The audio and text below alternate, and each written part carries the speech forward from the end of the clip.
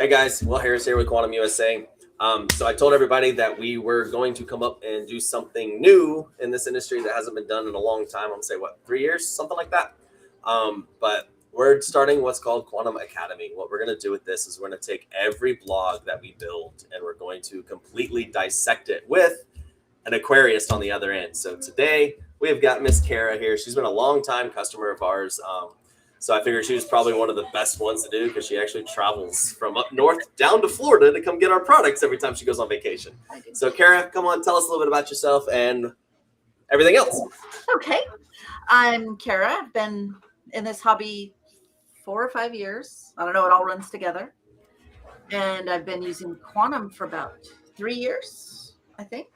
Sounds about right. And love it. Absolutely love it. In fact, when people come and see my tanks, which I have 4, the smallest one's 75 gallons, and then I have the biggest one's 125. But I'm lobbying for 180. Just get it. 180 is the way to go. I love 180s. But people will comment on how clear the water is in my tank. That's awesome. And I credit that because it got so much more clear after I started using Quantum salt. I have 0 complaints. So thank you. What do you keep in your tanks? What's your primary corals, fish? What you do? Well, which tank? I have one that my 75 is a reef tank, and I do have a lot of corals. I have Cleopatra, my very fat tube anemone, probably because I like to feed her. I've got my 125 is technically a Fowler tank, but I've been putting. I have Christopher. He's about 2.5 foot long, snowflake eel. Snowflake eel, gotcha. And in there with him are Sebastian, Otis, Rocket, and Damien, the tangs. And Sebastian's a huge sailfin. Otis is a convict tang. You see a method with namings here. How do you like the convict tang? Is he a problem? He is not a problem now, but he and Sebastian, the sailfin tang, did gang up on a French angel that I bought and shook him like they killed him. It was bad. Shook him like a little rag dog. Like a rag dog. But, I haven't added any new fish, so gotcha. He's not a problem now. Not an issue now. Okay. And I also have some. I am bad. One thing I do that I break this rule a lot is when I go to Florida and I find things that I want to put in my tank. So our last trip down there when we were in Panama City, I brought back some crown conch, about 10 of them. And, the Please don't tell me you went and caught them. Oh, yeah. Larry was out in the water catching them. And then some of them, I think my biggest one is about 3 or 4 inches. He's huge. And they all live in that tank, too. Is there corals in there? There are a couple toadstools, and they haven't bothered that. Oh, they won't mess with softies. They won't mess with softies. Oh, okay. I had one eat SBS. I had one crawling along my rock and just go right up on the top and just go jump, jump, jump, jump, jump, jump, jump. Really? I was like, huh? No, it's only softies in there, but no, they are they're funny because like Naceris snails in the tank that smell the food and come.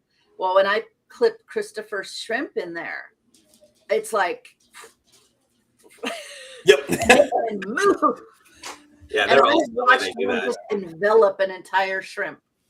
It's amazing. That's crazy. It's amazing. So I have a tank of wrasses, and I have then my breeding system. Sorry, I just opened TikTok to make sure it was working, and it just went, wow. Yeah. So. This is weird. I am trying to see all these chats. Can you see chats? Oh, I cannot, but I probably may not have. I haven't done this in such a while, so this is kind of why today's a screw around, get it right, and then we'll do better ones next time. Can you see them now? I see one. I see one from Carrie Tiffins. Carrie, we're going to talk about that in just a minute. The goal of these chats is we're going to spend 5-10 minutes just kind of BS at the beginning and get people online, because right now I see 4 people, maybe 5 or 10 or something like that. This is showing me 4. This is showing me 10. This one's showing me 6. I don't know which one's right. So we're going to wait a few more minutes, but around 7:10, 7:15-ish, we'll start actually going into about the blog, what the blog topic was this week, which is, as you saw, Carrie, feeding your corals without raising your nutrients, or what nutrients matter for your tank in the way of feeding and whatnot. So speaking of that, what do you feed your tanks coral wise? Coral. We're doing coral today. We're not doing fish foods. Well, now that's a silly question. Well, I know. So tell me what you used before. Let's start there, because I know you're using coral cane now. Yes. Which is what most of everybody in America should be using now, Carrie. Yes. Before coral cane, you know, I would go to the various aquatic shows and get samples of stuff. Quite often, been a reef. before, yes. And sometimes actually, I think this is the P&W custom one. Yep. That's the P&W custom one that came in my little P&W tank right there. Yep. The little pellets and the you know, the other reef, the powder. Yeah. Yes. So that's what I used before. Okay. And some phytoplankton, of course, which I culture phytoplankton. So were you growing your own or buying? I do grow my own. I have a whole closet. Somebody probably thinks we're growing something else in the house because you can see all these all these lights out the window. Gotcha.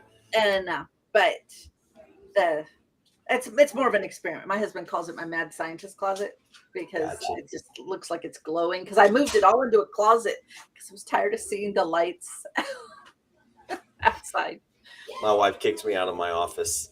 My boys got too old where we had to separate them. So now I'm in the living room. So I no longer have my phyto and copepod and brine shrimp hatcheries.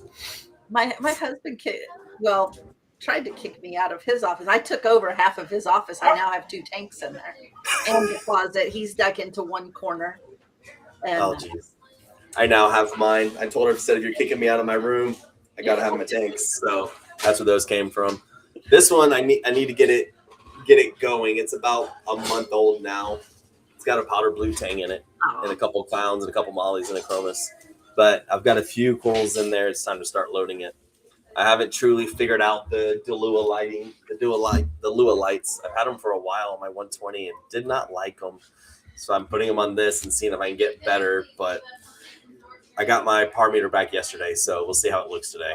I have my par. It's been on my list for like 2 weeks now. So to check your par? To check the par in the tank.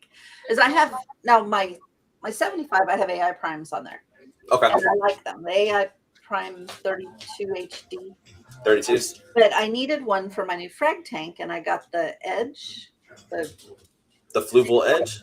No, the Max Spec Edge. No, the AI Hydra something Edge. I think it's the Edge. I don't know. I may have the wrong name. It's different than my 32s. It's like a totally different light. I just don't know if I like it. Gotcha. It's like it's so different. I don't know. No, I don't even know what it is. It had that AI Prime price tag. No, that's a lot of lights nowadays have that AI Prime. Let's spend a lot of money and hope it works. Yeah. So, all right. Well, we've got quite a few people on here, so I think we're good to go ahead and get started on this. Let me pull it up. I don't know. How do you guys want this to happen? Like, do you want me to read the blog to you? Do you want to ask questions? Do you want to? What do you think is the best way to do this? I'm sure they read it, right? I don't know.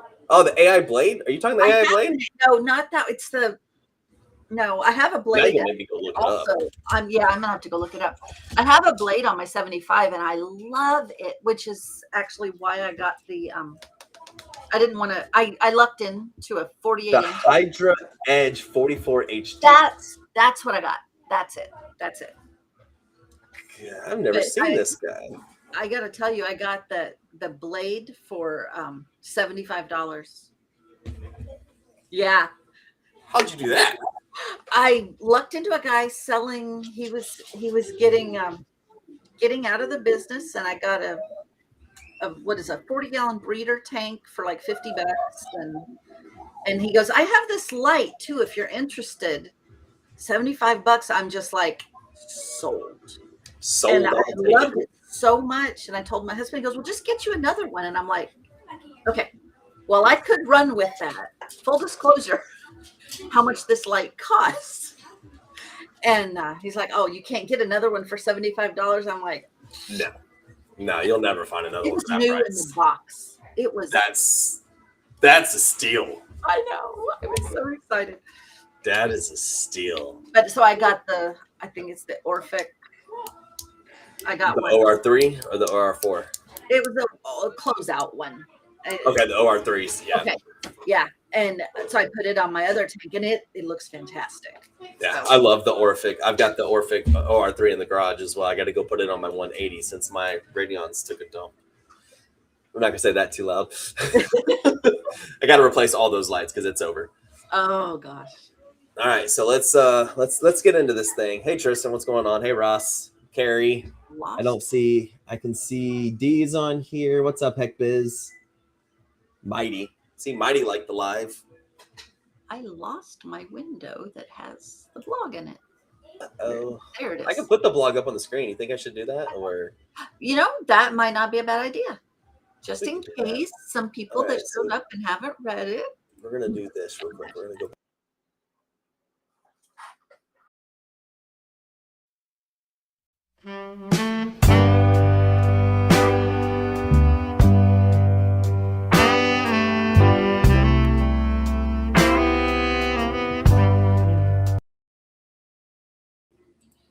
Yeah, screw that. I'll input that in later. I don't want to make people wait a minute. I'm sorry, guys. That was dumb. I was like, a whole minute? My wife is over there making faces at me. Let's see. I'm surprised that my husband hasn't strolled through here making fish faces or something. All right, so here we go. All right, guys. Today we're going to talk about finding the balance, feeding without fueling nutrient problems. The whole goal of this is one of the biggest things that I get asked questions about is how do I feed my tank? So we go to trade shows, right? I stop every single person. Cara, this is how you and I first met. Yep. I stop every single person that's walking up by with a cooler or a bag. Hey, you got coral in there? What are you feeding them? 99% of the time people go, I don't feed my corals because I'm too afraid. I'm not doing a water change tomorrow, so it's not time to feed my tank. Or I don't want to get hair algae. I don't want to get issues. I don't want to cause this type of stuff right here. I don't want cyno. I don't want all these different type of problems that's going to happen. Just like you, that was the first thing you said to me was you were feeding this, and this. I'm not going to say names, but you were feeding these products and you ran into issues. Mm-hmm. So that's exactly what this blog is going to be about, is talking about what's causing those nutrient issues, those nutrient spikes in your tank, what you're doing wrong, what you can do better, what you can do better by buying different foods, looking at the food ingredients and trying to figure out where it goes from there. What's your thoughts? Yes. I know this is the first one, so it's going to be kind of rough. I'm sorry, guys. Bear with us. We're going to have fun. I'm just envisioning some of these stuff because I love to feed my fish. I mean, I love, they're just like the dog or the cat or the child looking at you going, oh, you have something for me. I am specifically thinking of my tobacco basslet who sees me and comes right up to the glass. And I swear he just makes this, I'm starving, face. Yep. And I will feed them. And I know everybody has experienced you feed the tank, whether it's the corals or the fish, and you see the cloud and you're like, ugh. Yep. And then you're like, oh crap, I got to change my filter floss. Exactly. Let me turn off my protein skimmer so it doesn't overflow and cause crap to go into my tank. Exactly. Do you know what causes that? Like, do you have any clue what causes those issues or what's causing it to cloud up or causing the phosphate or nitrate spikes? Well, because of conversations that I've had with you, I know that it's phosphates. Yeah, it's phosphates, but more importantly, it's the stuff that they're actually using to bind all the food together. A lot of the companies in this industry have gone to, yes, we need to feed corals. We need to feed these things. They're living organisms. They need food. Yes, they get nutrition from light, but they're only getting about 80 to 88% of their nutrition from light. But they're not getting all the nutrition. They're only getting photosynthesis, which is just carbs and some aminos. They're not getting proteins. They're not getting any of the other types of food that they truly need that they catch in the wild all day long. And they're not getting fish food out in the ocean. They're not getting Nutra pellets or anything like that in the ocean. No, they're getting fresh marine proteins. They're not getting a land-based protein, which is a very big built-based protein that doesn't break down in soft tissues. And that's a lot of the times what you're seeing is that product is actually breaking down in your tank, causing an excessive nutrient spike. It's actually rotting away and turning into mush. And that's what's causing the issues.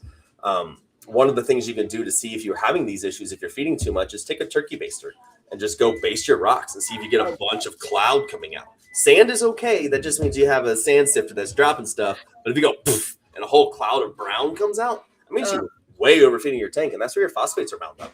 But they look like they're starving.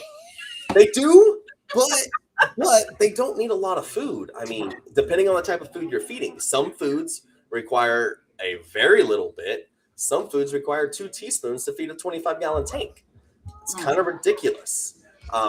So really goes into a lot of different things there. Just don't feed too much. Feed what they're going to consume and what they're not going to expel. Yeah, we had a whole little script and it's just not working because I already killed the whole script. So let's just talk about how the nutrients break down and how that whole thing works. I've got a diagram I had pulled up. I already closed it because we already went away from this. But if you go into our website here, you've got our guides and our logbooks here. What this does is it actually walks you through setting up a saltwater tank. But the biggest reason I want to pull this up is it's got the nutrient cycle inside of here. On this page. Can I say how much I love that? When you gave me the first copy, I mean, I had the printed one, and then I came home and I downloaded it because I didn't want to write in the one you gave me.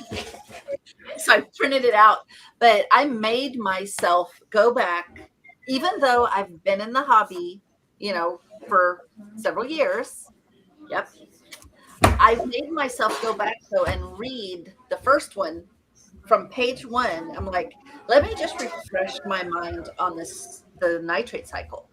Yep. Because maybe our nitrogen cycle. Yeah. Anyway. The nitrogen cycle. And it was like, okay, I'm going to go back. And I just went back and read through it again, even though I know it. And I learned so much that I had forgotten. Yeah. It really does break it down into a nice, easy way. I love the way they did this. This whole book, I mean, like you said, you've read it from cover to cover. This book covers this entire reef tank very well. Mm-hmm.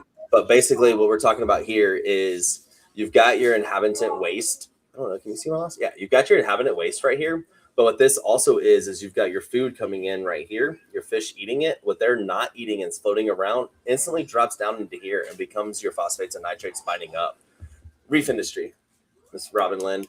TRSC, we'll talk on that on a different subject, on a different conversation. But what happens is once you feed, your fish and your corals are going to eat what they can, and then they're going to waste. That waste turns into ammonia. And then as that ammonia breaks down, it goes into nitrate, which we all know. But what you don't see is this part that's missing here is where food drops off. So that food drops off and rots. It's basically just leaching out its starches and things like that can't break down in the tank. So it's turning into rot, which turns into phosphorus. And as phosphorus breaks down and gets bound up into your rock and becomes phosphate and then causes algae issues or that cloud that you're seeing when you're feeding your fish or you're feeding your corals. So what you need to look for is what types of waste are being produced by that coral food or what they're using to bind that coral food together. And is it marine? I don't want to say biodegradable, but does it break down in a tank into the correct processes for your bacteria to be able to process that and keep those nutrient levels lower for you?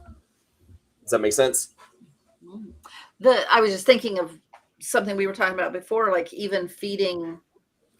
When I first started feeding like the fresh food to my fish, chopping up the scallop and the shrimp, I didn't know that going to Aldi and buying a bag of shrimp and for human consumption, and that could have been contributing to my phosphate problem because most I didn't most know of the time. And other people may do the same thing and not know that either. So, yeah, most of the time when you're buying like pre-packaged human grade food and whatnot that's been frozen a couple times, they actually spray it with a phosphate, protect it, and then actually puts a layer on it to keep it fresh for up to 7 days without it turning brown or those edges starting to turn gray like you see on fish. Yeah. I didn't know that until I was actually working on one of my buddy's fishing boat. And as soon as we filleted it, right there on the side of the dock, he pulls out a chemical sprayer and freaking sprays the entire thing with phosphate. And he's one of the #1 fish sellers in the Panhandle of Florida. Wow. So I was like, why do you do that? And he's like, fucking Tristan. Sorry, reading Tristan's post. He said straight up, it's to keep it healthy. It's to keep it looking fresh and make it where when you eat it at home, it's not that mush that people get all the time. I've watched Tristan feed the coral king. And when he says, oh, watching Tristan feed is hilarious. That. So Tristan did the exact same thing my brother did. I know we've gone way off subject, and I'm sorry, guys. We'll have to figure this out better for next time. But Tristan did exactly what my brother did. We actually took and did the coral cane. Where's my camera? The coral cane, the bioenhance, and the pure phyto. And you're using live pure phyto, same really good thing. And you mix it all into a hibachi bottle. And you give it a good, really good shake. And then you take and you just dump it in your tank. Cool thing about coral cane, and now I'm turning this into a sales pitch just because we've already screwed this whole thing up. We'll have to do this one again. The cool thing about coral cane, and the reason we like coral cane so much, is it actually has 0 binders and 0 fillers. The binders and the fillers is actually what causes your phosphate in your tank. And the fact that you have terrestrial proteins versus marine-based proteins, with the proteins being a terrestrial-based protein, marine-based animals cannot digest it. They're not used to it. They're not able to break down the skin cells. They're not able to break down the eggs. They're not able to break down the shells, everything that's inside of it. That's what actually comes out and rots in your tank and becomes ortho-based, an organic phosphate. That organic phosphate, I got to close this chat because I keep reading it and stopping what I'm talking about. That orthophosphate ends up breaking down and getting bound up into your calcium phosphate, and gets bound up into your rock and builds up calcium phosphate. And that's what's the root algae cause for like hair algae, turf algae, and things like that. So, and what people don't realize is it might not be that cloud. It might be those 4 particles of food that's landing on that rock that's breaking down, and that rock is absorbing that orthophosphate out of it and binding it to calcium. And that's what's causing the hair algae issues and the excessive nutrients in your tank. And just to kind of give a visual to what I'm talking about, on this page, boom, go big. Boom. I love this book. On this page right here, you can see this is your organic phosphate in the water. As you feed, it's actually going to bound up into the rockwork and call that calcium D-phosphate. And the only way to get rid of that is by using a lithanium product to break that bind out and drop it out. So really watching, whoa, wrong button, wrong screen. Again, wrong screen. Going and making sure that your food doesn't have any binders or fillers in there is the biggest benefit to feeding your tank. Yes, corals need food.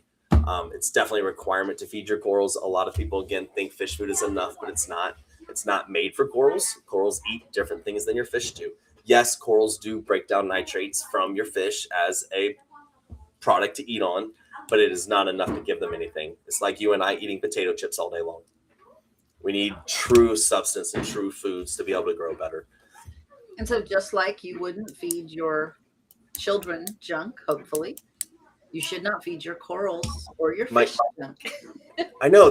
Is that the reason my 8-year-old's skinny? Because he only eats chicken nuggets? I mean, if you want big, healthy kids, they got to eat everything. Lots of different types of proteins that they're used to. Yep. And get all the carbs, the vitamins, the minerals, and the amino acids that they need to be able to process correctly. All right, now let's go over to Tristan. He's got a lot of questions tonight. Dry rock stuff. All right, so now we're going to have to go back, and you and I are going to have to go back and readjust on how we're going to do this Quantum Academy thing, because obviously this didn't work, so we'll redo it another day. So now let's just answer questions. All right, Tristan, let's have fun. All right, is there truth in new systems with dry rock stockpiling phosphates at first before releasing them once they get taken over by organic bacteria? So is there truth? I'm going to say I heard that. I've heard it. I'm going to say I have not done any scientific testing, but I'm going to tell you 100% fact that is a yes, because most of the rock that's in our industry comes from deep quarries or shallow quarries that are actually rock-based and land-based. So we don't have pressure washers deep enough to get in and break up all the sediment that's inside of it. So as water works through it, it's actually pulling out all of that sediment that's inside of the rock, and that's actually what's leaching out into your tank. As organic bacteria start building into them, you're going to have organic bacteria that are going to consume orthofate and organic phosphate and start leaching it into rock and out of rock. So as you start stripping phosphate out of your tank, it's going to leach phosphates back into your tank unless you take it completely from the rock. It's kind of like looking at a swimming pool or a hot tub. You have to put calcium in it so it doesn't pull the calcium from your PVC pipes and cause those pipes to go brittle. Same thing with this. If you don't have phosphate in the water column, your rock is going to put it there because your rock wants equal. It wants equilibrium all the time. If this doesn't have any, it's going to leach it into here. Now, if you use a chemical to go in, like our lithium chloride, you can then go in and rip this bind up and split it. And then now you're releasing a lot of phosphate into your water column. However, it's all coagulated because the lithium chloride's a coagulant as well. So then it will yank it out. And that's why when you and I talked a couple of years ago and I got you on the phosphate remover, you haven't had any issues since, because once you get rid of this root cause, unless you're feeding crap or feeding stuff that's full of binders or overfeeding or excessive feeding, phosphate's not going to show back up in your tank. So kind of got to play that truthful game. Tristan, to straight up answer your question, I will no longer ever use dry rock from a quarry again. I've done it on the last 3 tanks, and every one of the tanks I've had issues. And like right now, the reason this tank is blue instead of white is because it is brown. And my phosphate levels are through the roof. So I am currently dosing phosphate remover on this tank to get them down. Not just if you didn't grow the just...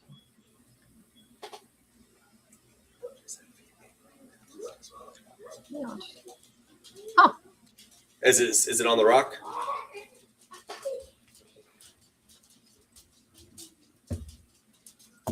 Let's just do this. Tristan's on his phone. Copy link. Just because I like Tristan. Tristan's fun. And you know Tristan. Yes. It's on the racks, mostly. White rack or black rack? Not trying to just get on here. I just sent you the link. That's on. With it being racks, I've noticed a lot. Ah, there he is. Someone just jumped on. It's not me. I see a coffee cup. You got me, Tristan? Oh, wait, hold on. Let me flip this thingy around. You just went away. You flipped it the wrong way. Don't hang up on me, bro. Well, I'm not hanging up. Let's see. Oh, that one's weird. Nope, don't like that one either. Nope. There Don't. Oh, there's Tristan. What's up, buddy? It's a me. Hey, Tristan. It's a you. All right, so we got to figure out this Coral Academy thing, this Quantum Academy thing. Maybe you need to get in on this too, Tristan. I can't watch chats while we're trying to do this. That just won't work.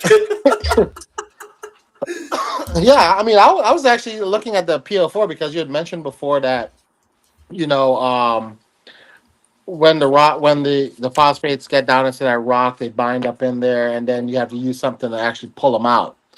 And you know, we've experienced that a whole lot. You know, and I made a comment there that I felt like there's some clients that I would love to hire because they are experts at raising phosphates, and we can't do it. Like no matter what we try, like I mean, we get real reckless, and I know it's almost impossible to do it with coral can because we've tried. Yeah, I've tried plenty of times. So you know, we've resorted to other caveman-like things, you know, shrimps and other fish stuff. Nope, I've got you. Yeah. Yeah, and yeah, it's kind of tough. I mean, you know, when you have so much corals per square inch, right? They're consuming it as fast as it's growing. Yep. So I'm thinking like, all right, then why do we grow some kinds of not necessarily hair algae? They're not long and stringy. They're kind of tufty, kind of what do you call it, like turfy type Yep. algae, and they don't want to blow off. Snails are not really in love with them. So, you know, I was curious. Like, I mean, I've known other people run into the issue before, and I was just trying to track down if anybody's ever figured out what kind of algae there are. So, like I said, I've never dealt into the deep into the algae, but every time I've had turf algae, stripping the phosphate out of the rock gets rid of it. And it's not going to be testable because it's actually the phosphate that's bound inside the rock. And if you're using white egg crate, I've also noticed white egg crate, the polymer that's in white egg crate seems to be an orthophate as well. Because I've noticed hair algae and turf algae are sticking to it. The black does not have that same. Granted, like I said, I'm not a scientist. I've not broken it down to see it 100%, but it would not surprise me if we used a chemical to break those products down that will see that those have orthophate in it, the white Rex do. Acrylic does not, but PVC does as well. So I'm almost guaranteeing that some of those egg crates, they have some kind of organic stuff in them from oils and whatever plastics they use to make them. So nowadays, what we do is that if we're gonna like swap out egg crates or we're gonna get some new egg crates, we just throw them inside of a sump in pure darkness. And even in darkness, they will grow some algae on them. They're still gonna grow some brand new out of the box. Spray them off. They're gonna go somewhere. It goes weird. It does like this green thing. It does a little bit of weird cyano thing. You spray them off or whatever, and then it does a brown snot. Yeah, the brown snot. Yeah, I hate that one.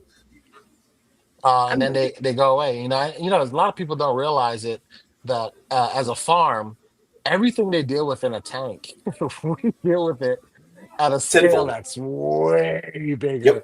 So our methodology sometimes is rip clean.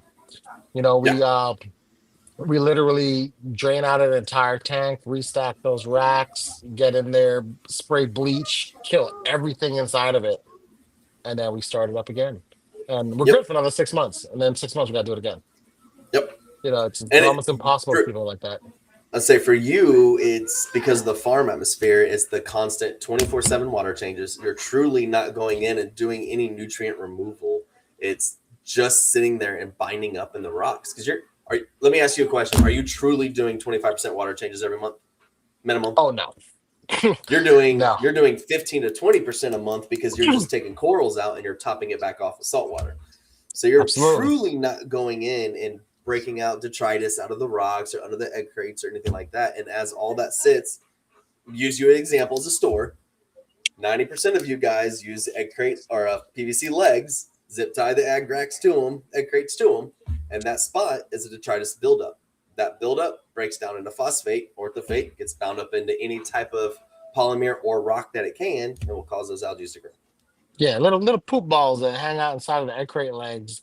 We started the slow process of moving over to acrylic racks, because they tend to like get less algae on them. They get kind of like that powdery stuff. And I think one of the biggest problems too is egg crate kind of really sucks for frag racks. If snails fall through, they're not really attracted to going on them. Nope, I hate. Yeah, but they're just so useful. You can build anything out of it. I'm pretty sure someone's built a house out of my crate. Yeah, they're so cheap. Let's just be honest. They're cheap.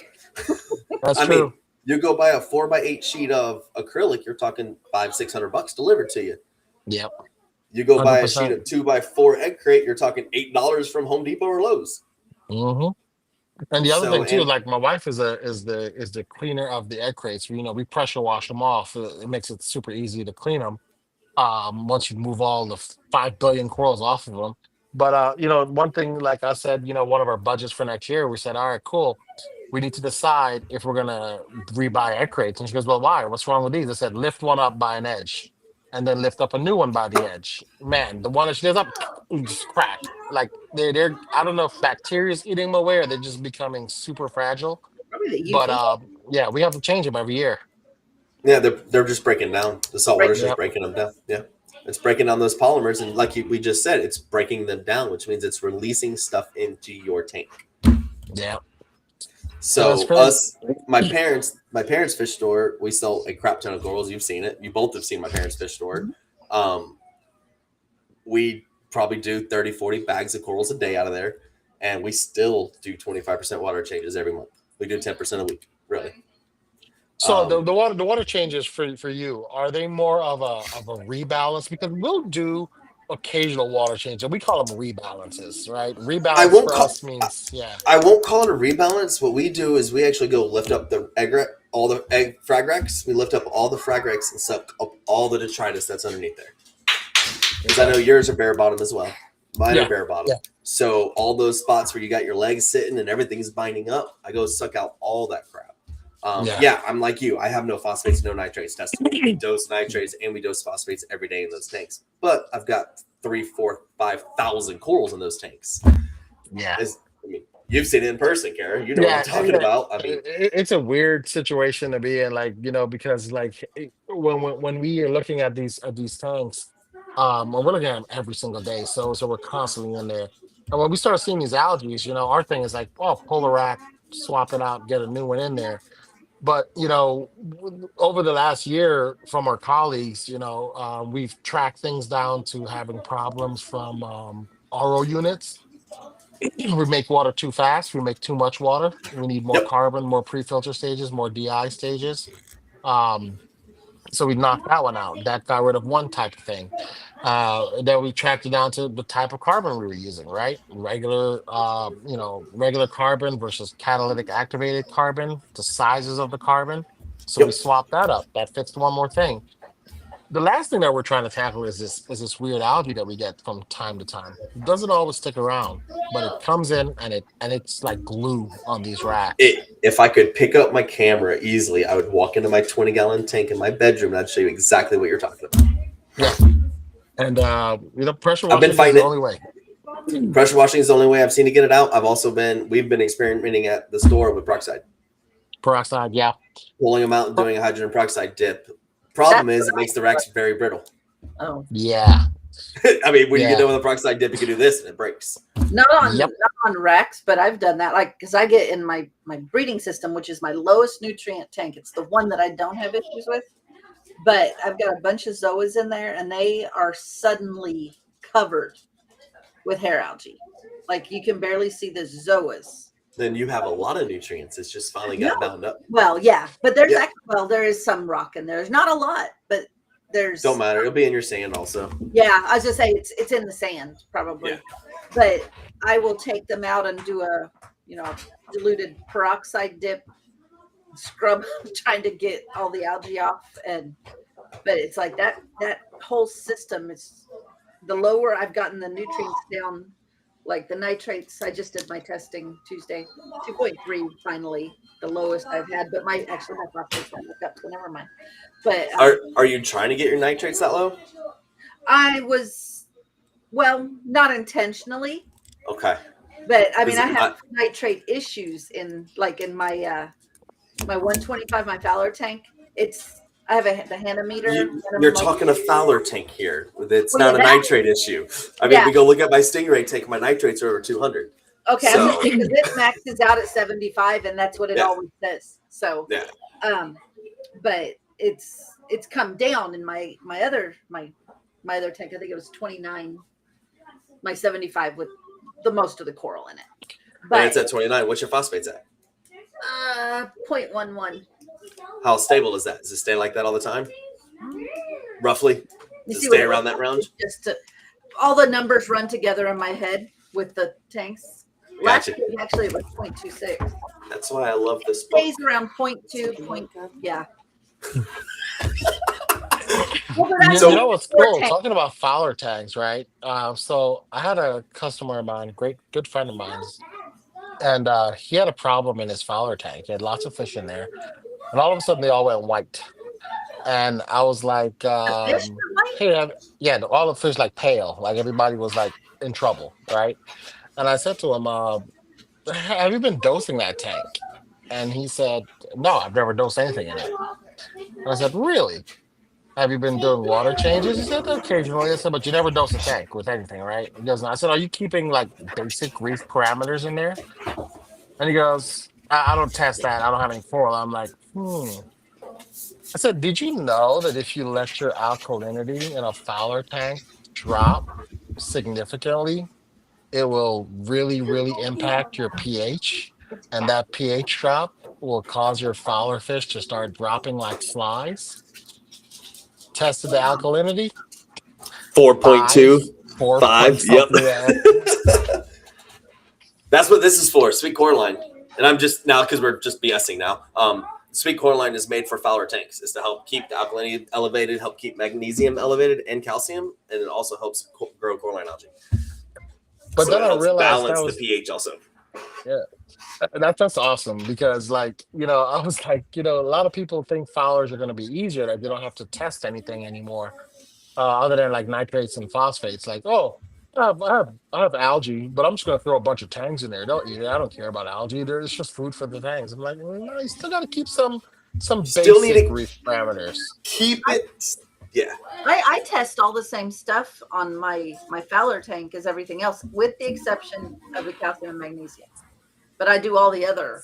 I do the same tests on that one just to make sure. Calcium and magnesium is not that very important in Fowler, but it does help keep the equal balance in the tank. It helps keep Yeah. phosphates and nitrates and everything in balance. So as long as they stay in that 350 to 500 or 1200 to 1500 range, you're fine. I wouldn't focus on 420 and 8 or anything like that. I would just focus on something stable. Now that I got a calcium probe from the Pinpoint. Okay. I got the calcium probe. So now it's like, I just hate doing the stupid calcium tests. And I screw them up all the time. How do you trust it? Right now I'm still doing the Hannah and that one to see, because I've calibrated it and I'm still like, I'm not quite there yet. It's probably Is it off? Well, like, okay. And the only reason I ask is I actually used to work for Pinpoint, Uh-huh. and I know how those calcium probes are built, and that's all I'm going to say. So I'm wondering what your experience is. Well, being that I just did my tests and I have my numbers here, my Hanometer on my 75, my reef, the Hanometer said 538 for the calcium, and the probe said 512.9. So it's like, okay. But then it turned around and said 512.9 for my 125, the Fowler tank. It's the exact same number. What did your Hannah say for the Fowler? Oh, you didn't. You don't test it. That's right. I didn't do that one. I was like trying to get out the door. Now, let me ask you a question, and I don't know if Tristan messes with the Hannah calcium tester, because I know a lot of us that are in this don't use that one particularly. I hate it. What water are you using to test with that calcium? Your source water that you have to use to do the test? What source water are you using? Water? Mm-hmm. You mean like it calls for what, distilled or electrolytes? That water, what are you using? I had a conversation with them. I was using regular distilled water. Okay. And then they said something about it needed to be, I don't know, type 2 or some other type. Yep. And so I ordered that. Okay. And I had about a gallon of that online somewhere. And I walked through it. The guy walked me through doing the test because I was reading 600 every time. That's why I was asking, because you saying you're up in the 512s. I'm like, yeah, I think you're still doing something a little wrong. My favorite water bottle, if you have a Walmart, go to the baby aisle, purple lid. Doesn't that one have fluoride in it or something? It has fluoride in it, but it does not mess with it. It doesn't. Does not mess with the test. That's why I didn't buy that one. Yep, the purple lid is the one I've seen to be the best results ever. Purple. All the others, so many people use RO water and their tests are 580, 600 and whatnot. My experience with that Pinpoint, it was always about 60 parts per million off. Well, that's what I was going to say. I tested my 120 and the Hannah said it was 381 and the probe said it was 331. And on the other one was way off. It was 100 off different. So I got 596 and 489 on that one. Yeah, just be careful with that Pinpoint probe. It's not made for saltwater. It doesn't it doesn't take the electrolysis out. It doesn't do the math for that. It's actually made for pools. Really?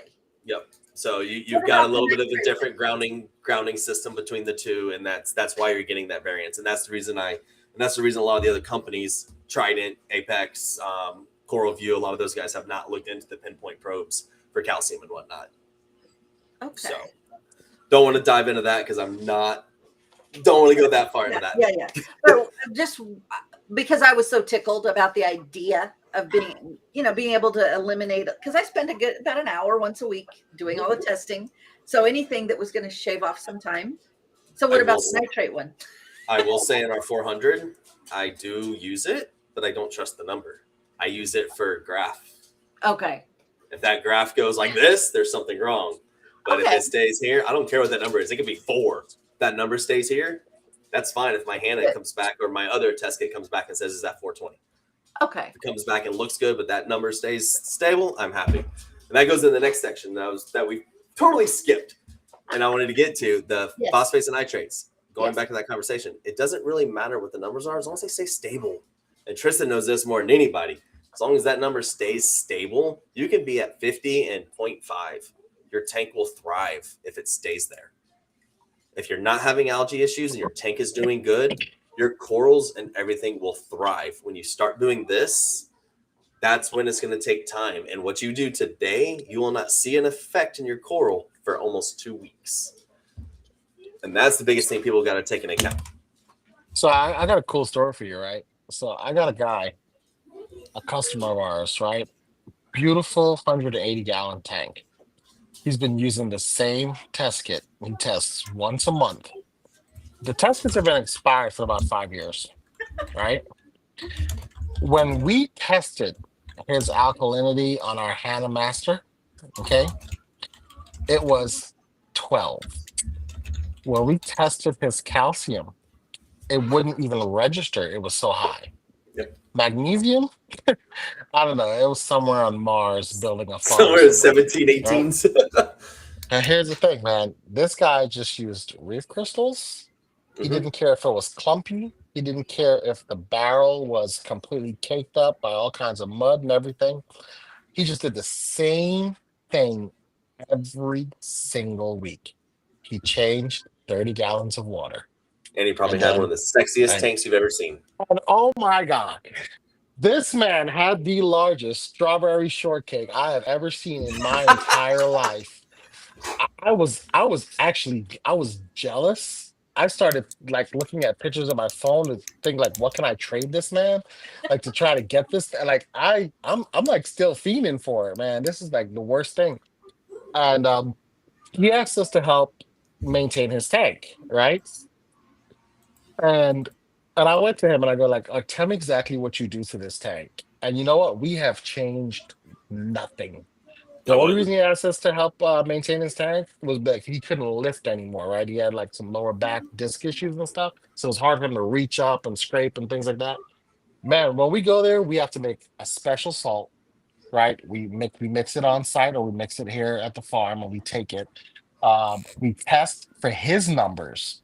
And it's hilarious dosing alkalinity or calcium until the number blinks on your Yep. Hannah. And then like that's the right one. Yep. And we've been doing this tag now for about 6 months, and nothing has changed. That's crazy. It's been going, but it just goes to show that every 2 weeks we do the same thing he did, the same way he did, using the same tests he uses. And for those people who are like, oh yeah, the box said that anywhere between 8 and 12 DKH is perfect. That's true. Anywhere between these two super huge ranges is true. Yep. And while no one else in the industry is doing it, this man has been doing the same thing for 15 years, and his tank is rocking. But I the one can't thing get he's been anything from doing, it. the one thing he is doing that we all, every single one of us, even you, Cara, Tristan, every single person that sells anything in this hobby tells everybody, keep the tank stable. Mm-hmm. But 100%. no customer, no end user wants to do that because they read this website that says I need to be at 7.2. They read Yep. this website that says I need to be at 9. This Johnny over here says I need to be at 12. Well, what's your tank? What's your tank happy with? If your tank is happy at 7.2, I mean, heck, go look at Reef Moonshiners or what was it, ATI Ocean MS or whichever one Andrew Sandler uses. Their recommendation for alkalinity is 7.2.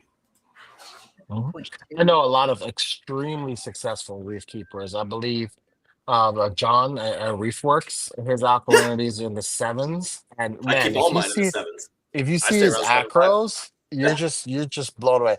And we've noticed it here, like when we were like either run out of soda ash or we need to swap it, and our alk drops into the sevens. We've seen like better polyp extension from torches and hammers. We've seen like really fuzzy acros. And it's funny because I look at some of the salt mixes out there, and their starting point for alkalinity is around 7. 7.5. And you know what? We said, hey, I'm gonna choose the happy medium. We stay right at 8. Yep. We try not to move from it. And that's and the reason we say that is not actually because we think that 8 is better, or that, even though we've noticed in our own testing that 7 is better. It's because the rhetoric for everybody else, our Yep. customers are being taught to keep their tanks somewhere between 8.5 and 9, or 8 and Yep. 9. Mhm. And when we sell them a coral, we want them to have the best possible chance for the most amount of people as possible for success. So Yep. that's why we keep our stuff on the median of Yep. all those numbers. It's our hopes that when they get it, it actually colors up better if they're doing something better than we are, or it looks Well, better, opens up it bigger. should color up better in your tank, because in all technicalities, their tank is more mature than yours. Even if Hmm. even if your system is 10 years old, their system that's 6 months old is technically more stable and better established than your 10-year-old tank, just because it's one ecosystem. You're changing yours all the time. You're swapping out corals. You're swapping out every single living aspect of your tank 24/7. They're not. Oh yeah. So whatever your And tank is that. at, keep it there. Don't go freaking run it. Now, if you come into an issue, get with somebody, find out what your issue is, and then make the adjustment. But if your tank is happy and all of a sudden one coral's not happy, don't go changing everything. I hate to say it, you may have just wasted $100 on a coral that's not set for your tank. You touched on something, Will, something that I made a YouTube video about it a couple of years ago, and it was about sticking with an ecosystem, right, and not jumping around. Now I'm guilty of this. I go on Instagram or TikTok, and I see some tank, and I just go like, "What are you using?" Like, and I message the Mm-hmm. creator, and they go like, "Oh, I'm using this, I'm using this, and I'm using that." And the first thing, like as they're talking, I'm like, I'm opening Amazon or wherever, and I'm like trying to figure out how I can get this stuff. And then I have to stop and say, like, what are you doing? Like, stop it. Like, unless you do exactly what this guy is doing, you're not gonna get the same effect. And I'm blessed enough to like be able to go to all these shows and see all of these manufacturers and talk to them about their products. And what I found is that like some of them are high in some things, and some of them are high in other things. Some of them have the same exact things in them. And guess what happens when you decide to jump around? You start overdosing stuff, right? Chasing that colorful dragon. And I always tell my wife, I said, listen, if we're gonna stick to a system, we're gonna stick to one product line. And if we're changing that product line, we have to know exactly what's going inside of it, right? Yep. So for the top three, I don't really care about those three, right? The calcium, alkaline, magnesium, that's the same for just about everybody else. Sorry, I'm laughing because I just rendered glues animals to rocks. And Sorry, keep going. but for all of the other things like nutrients or feeding or Yeah. foods, or anything that we're hoping to improve color, we stick to one ecosystem because we've seen it firsthand. Like I tell people, I've killed more coral than you'll ever own, right? Mm-hmm. And we've done it. If if it's been done, we've done it. We've tried it. I've tried gluing acros together to make my own graph. I've cut a torch in half straight down and glued them together and said, "Look, it's gonna crack." Guess what? That worked. You Wow. know, yeah, that I that worked a lot. I killed 10 300-gallon tanks with these two products there in R&D that were fully stocked. There you go. Yeah, so I So tell people we all the time. we screwed up and put something wrong in there, and everything died. Oh yeah, yeah. So we've tried it, and one thing that we've taken away from all of it is stick to an ecosystem. Like, if you're interested in why someone's achieving a color that you're not achieving, find out the product that they're using. Yes, but don't immediately switch to it. Find out where you're missing that product from your ecosystem. And I tell Yes. people, they're like, which one is the best one to use? The one that's available to you at your local fish store every single day, every time you go.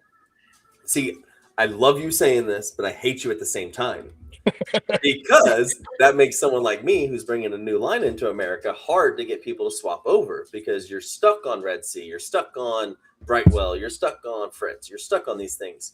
I agree with you 100% what you're saying. when you find someone that says they're doing something different and you want to make a change, you need to talk to them and figure out what they're doing with their system. Figure out their basics, figure out how they're setting up their systems, and figuring out their entire product. Not Mhm. just, I use bioenhance to get polyp extension. Well, are you using Red Sea AB Plus? Yeah, because if you do, you just got diatoms all over your entire tank if you mix the two. Because they're both going to go clash, fall out to your glass immediately. And your glass is going to go, I can see that's not true. It happens. It's just if you mix the two products, any two type of amino acids, you mix them in your tank, you're going to get brown fallout darn near immediately. You've got to figure out the entire system of what they're using, and then you can replicate it, but replicate it smart. Don't just go, oh, let's go and see how it's going to work. Yes, And Matthew, unless your LFS carries quantum, yes, you can have it, but you can also buy it direct from us, so you can always get quantum. But You can always drive to Florida like I did. Tristan's made a couple trips. Yep. I think there's been a lot of people who's made a few trips. oh yeah, But I mean, switching, I agree with you wholeheartedly on staying with the ecosystem that you know works. Yes, there's different ecosystems out there. There is new product lines that are out, like ours, that are new edge. We've taken ICP testing and integrated it into all of our products that were developed and built, which you know this. Kind of makes a big difference in, you brought it up, soda ash, sodium bicarbonate. Our products are not just soda ash. A lot of the companies out there for aragonite are just, or for alkalinity, are just soda ash.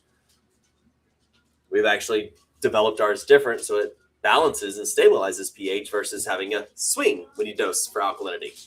So that's difference that we were able to do due to ICP testing and whatnot to create a better product. But like you said, the ecosystem matters. You've got to figure out how to make it all intertwined together. And that's actually what this academy is supposed to be for, is to kind of teach people the differences between our products and how to integrate them into what they're currently doing without screwing up their tanks. Kind of like switching your coral foods from other coral foods that have crap in them to something that is made for your corals with marine proteins. That's what's going to allow your corals to consume them. Dude, God, I got to get rid of this chat. I need a moderator to do chat on for me. the other thing too is like, I was telling one of my customers that were like, how do I? My favorite question that I get: is this coral hard or is it easy? And I go, that's a great question. Never Because mind. what you're really asking me is which one dies faster, I can visibly, kill any of them. right? I said I could tell you creative ways of killing all of them real quick at the same time, but considering they all require the same exact things for the great most part, other than maybe a little bit of difference in lighting, there's no easy or hard coral. They all require the same thing. If you're keeping a hammer, you can keep a torch. Yep. They're the same thing. Um, don't don't confuse price with difficulty. Okay, I can show you a very expensive Zoa and a very cheap Zoa that both require the same exact thing, right? Um, what you should ask yourself is, what are you willing to commit to Yep. keeping this coral, right? Some of them have a commitment. SPS is a love-hate relationship, right? You have a sea of SPS, I know, and then one dies. You at that point, you just go outside, kick a rock, come back in, pull out the body, toss it, and try again, right? Because SPS keepers know that one will die for no reason. You can't tell. Nothing's changed. And as Um, soon as it starts growing, cut it so you have another piece. exactly. As soon as it So starts like, encrusting or gets a new nub, snip, I got me a spare. there you go. So it's never a hard or easy coral. It's more of a what you're willing to do for it, right? Some of it requires a little bit more care.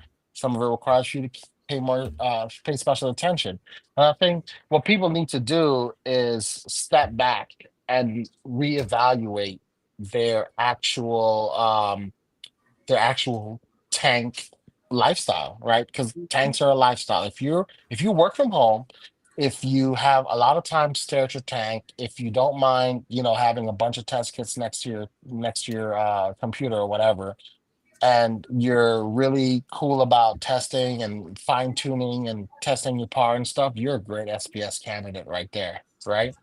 But if you travel a lot, if you have kids, if you have sports, things that you like to do, maybe you should stick to the things that are soft, squishy, and take longer to die, Yeah. right? Um, I like how you said that.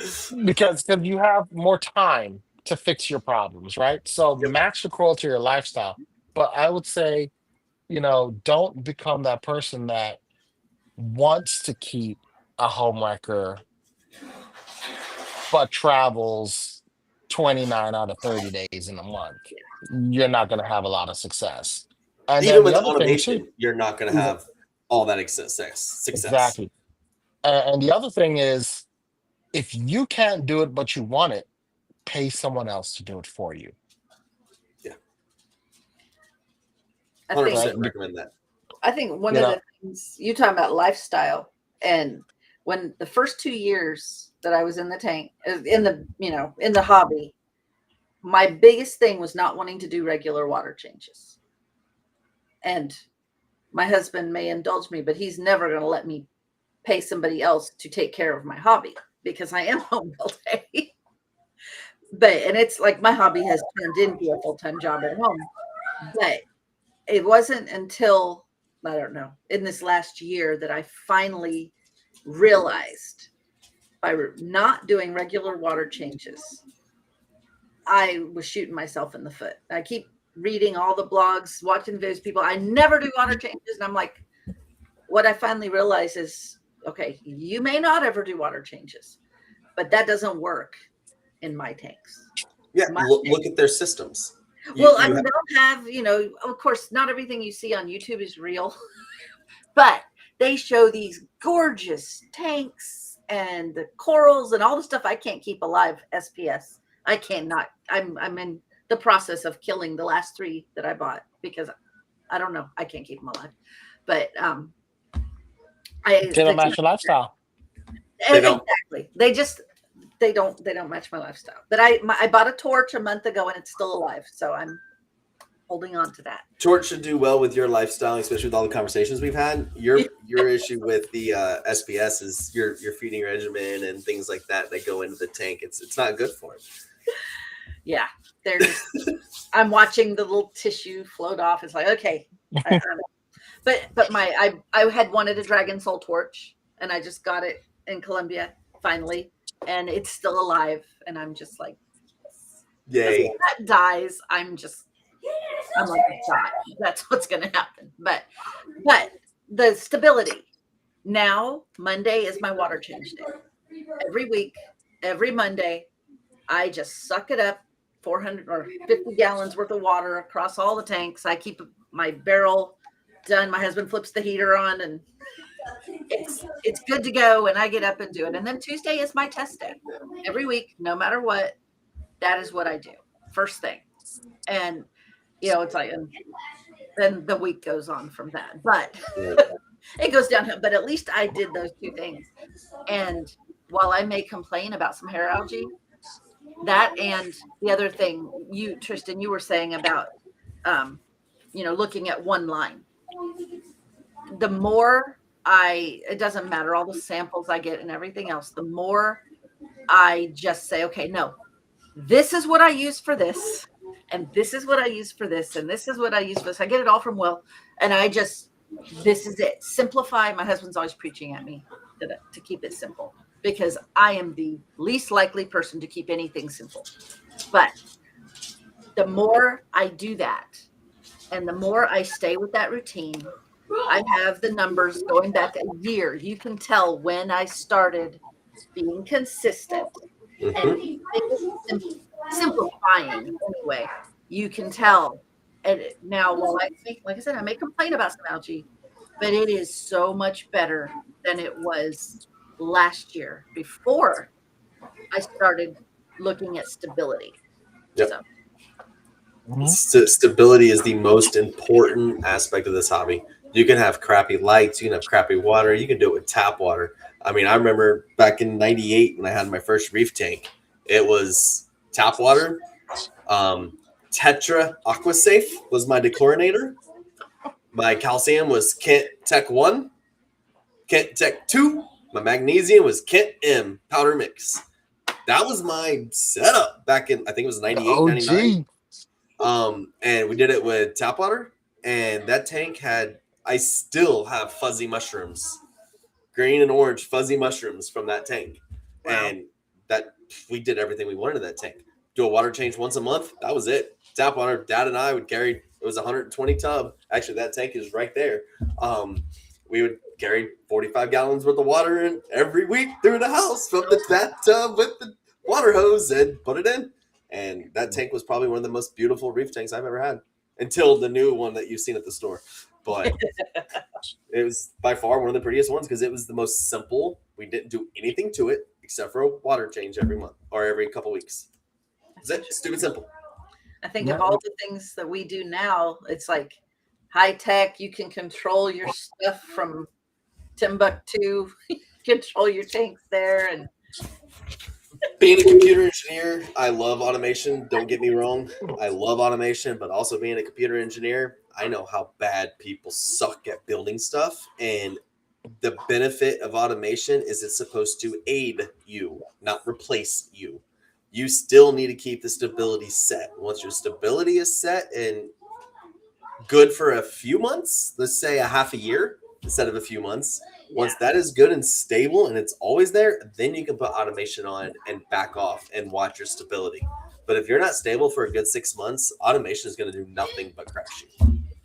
I think people would actually be surprised at just how few farms actually use any sort of automation beyond simple dosers, right?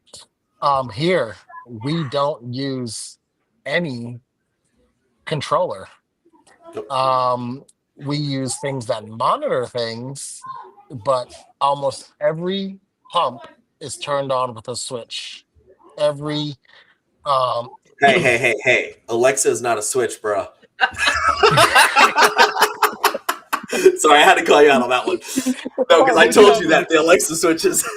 we do have Alexa enabled devices for some for oh no moments. You know, Alexa, turn off the return. there you Yeah. No, My not yet. No, cancel. She tries to do it just. My husband Yeah. left because I put a little, just a little Google smart plug on the pump because I was tired of like getting the sump filled back up from my water change and having to run to go shut off the pump out where my barrel is. So I was like, why am I doing this? I have a million of these little smart plugs. So I can just sit there with my phone and turn it off and on. And he's just like, you can't keep it simple. Like, Did you get that after the first time you came to our store? oh, I don't know how long I've had them. Why you Because, have? well, if you remember when you came to the store and you're looking at the corals, it said feed tank 3. And then the entire tank goes completely smooth. Return pump turns off. Power heads turn off. It completely glasses the tank, so you don't have to use viewfinders to look. The 2 power heads on the bottom stay on and keep up the undercurrent, but it's glass. We have that set on every tank, and it also turns off the protein skimmer. Turns everything back on. Protein skimmer turns on 2 minutes later. That way, it doesn't ever overflow or anything. That's cool. I have my 75 has hydros on it. And so I have it set, well, for some of it, that it will turn all off. But I love hydros. I love the automation. I don't trust it. At the store, the only thing we have is all the Alexas. I mean, my display tanks has got a half Apex, half hydros because I stole the launch controller for this guy. But the stores, we've got just Jabo dosing pumps, and all we dose in all of our tanks is Calquasser. yeah. I mean, we do Calquasser and Bioenhance. That's what we dose in all the tanks. Well, now mine has Easy E and Easy Z. Do what? What did What, you say? Tristan? Oh, so much calculator. Oh, we dose 15,000 mils per system. Like each system is roughly about 1,500 gallons, 2,000 gallons a day. Like our calculator is just going, man. which calc are you using? Yours? Oh, you are using mine? You're gonna okay. Yeah, I got 3 buckets. I need probably gonna need to re-up soon. Gotcha.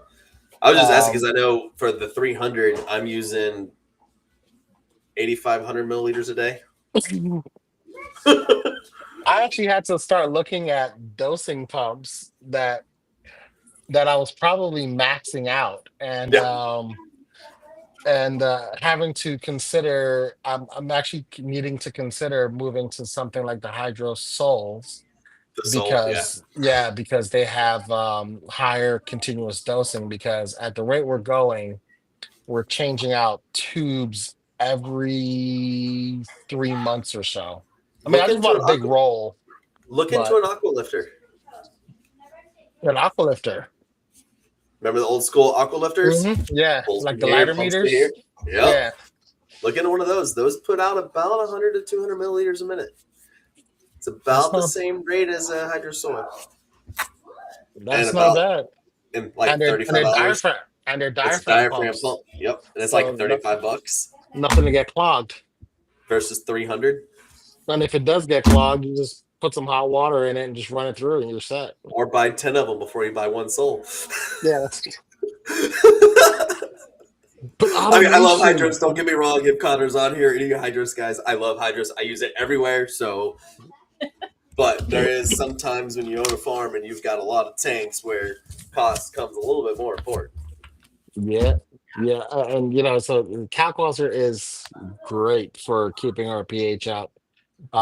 Definitely good for like helping us reduce the amount of soda ash that we're using because we found that, and this is why I really like Quantum's version of the soda ash. Now I sound like a fanboy, but I promise there's a reason behind it.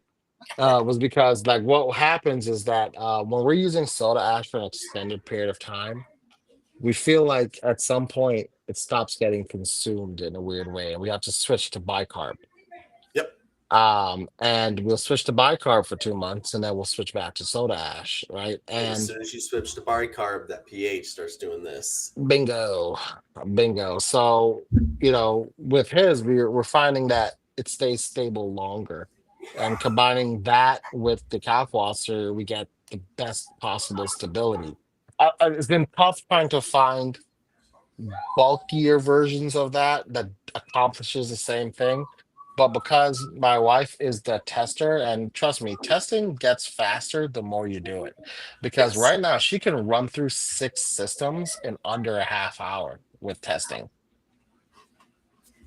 Like, and that's like 3 systems are connected, like 2 systems are connected, so she's doing what the 7 minute countdown on the Hannah's for it, you know? Yep. So about 21 minutes, she can test all six Do you use the systems. master test mainly? We're using the master and the eggs. The eggs will run like things like calcium or magnesium, anything with a countdown.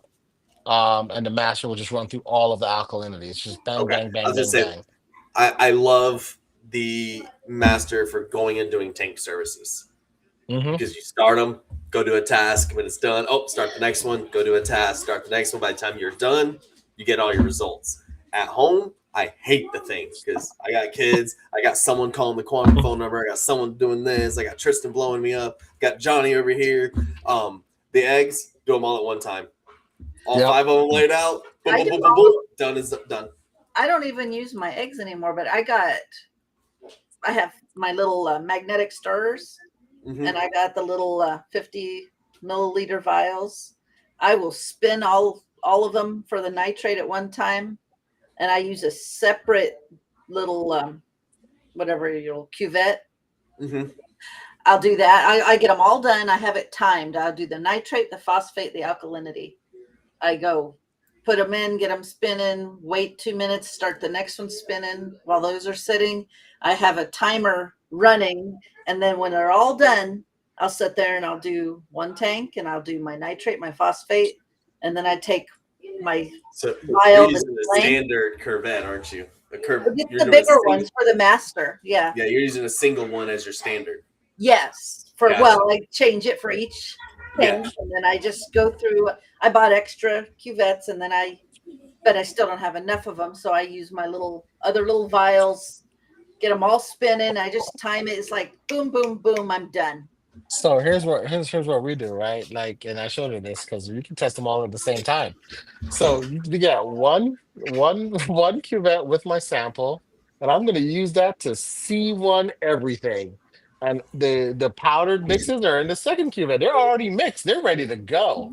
So they're Yep. already ready to rock and roll. So I just C1 everything, then bang, start, and then bing, bing, bing, bing, done. Yep.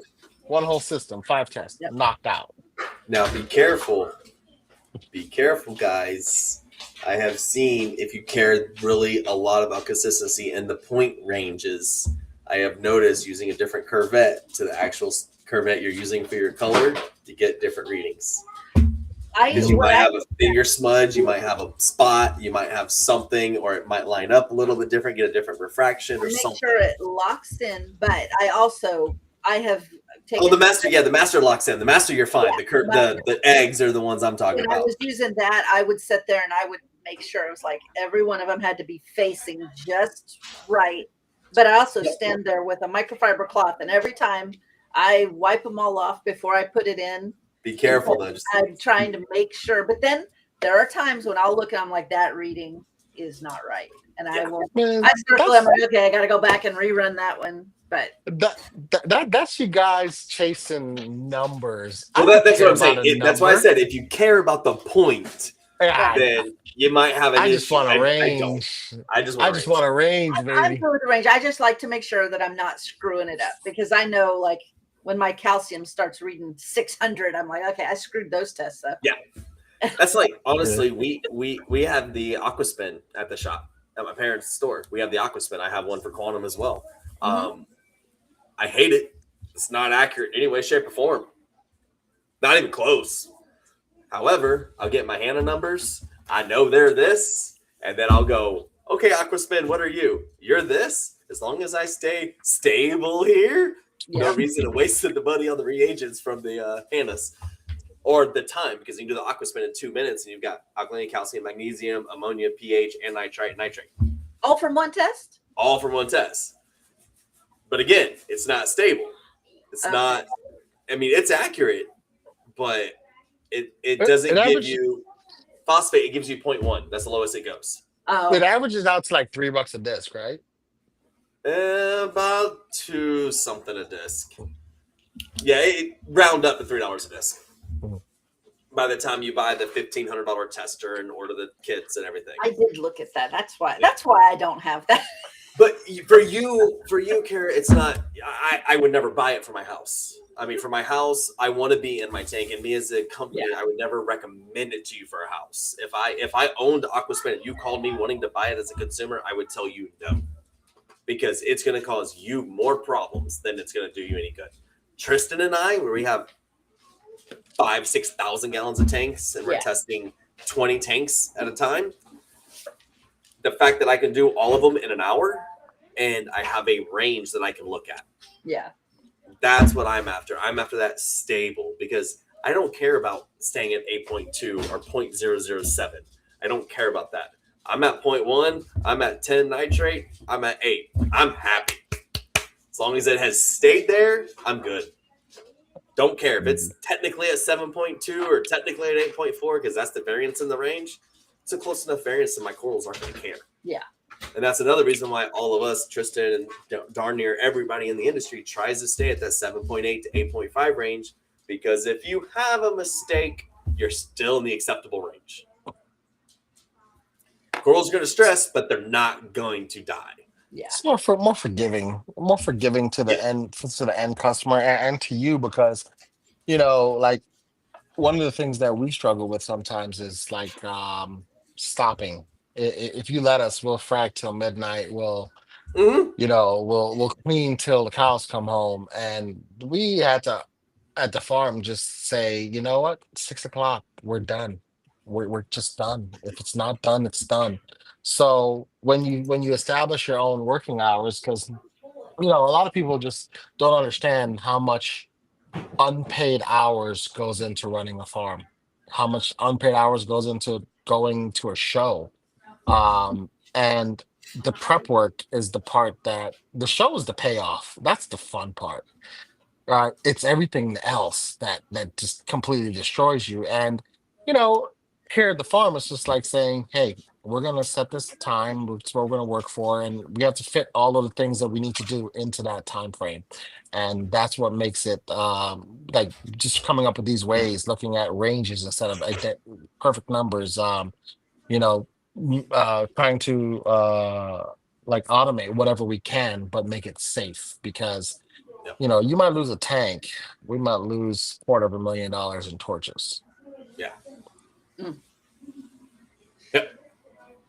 Totally like we said earlier, it's totally different for a store Yeah. farm than an individual user like you, Miss Kara. It's ranges and stability is everything.